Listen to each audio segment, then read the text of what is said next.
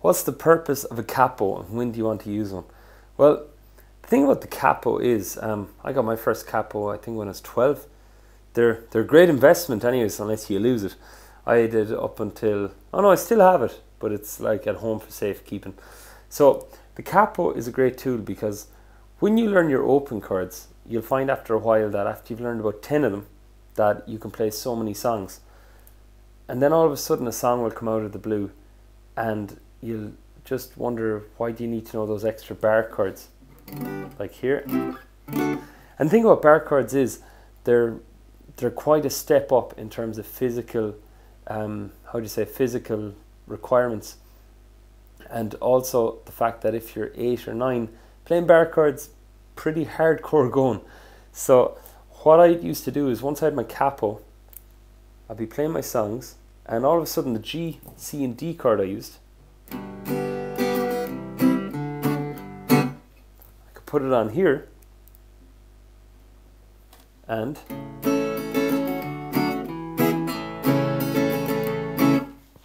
all of a sudden I sound like another type of player. It's great. Great device for a small little size. And the other thing with that was you keep going all the way up, and certain songs you need a capo. Like I listened to a lot of Damien Rice years back, and one of the songs went as follows, if I remember rightly. I think it was here.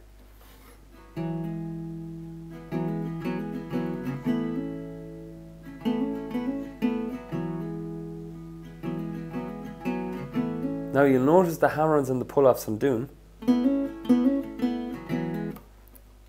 If I use bar chords,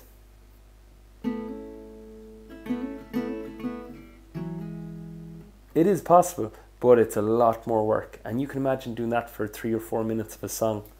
So the capo comes in so handy. Other artists tend to use a lot of the same chords and they'll move their capo around the place to make the song sound different and also for the change of keys.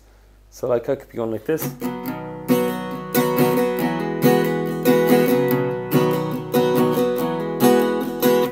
Next thing, I move it down here. My next song could go like this.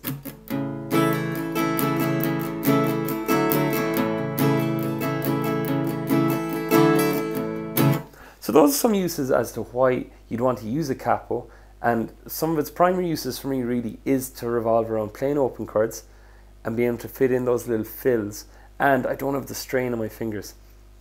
One of the other points about the capo was, watch out if you're playing with other players that, like for example, this here is a G, a C and a D.